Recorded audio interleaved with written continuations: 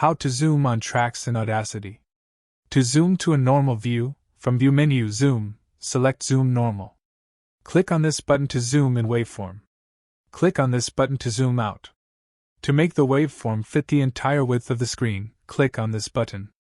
To make only the selected part of the waveform fit the width of the screen, select a part of waveform, then click on this button. To toggle between normal zoom and detailed zoom, click on this button.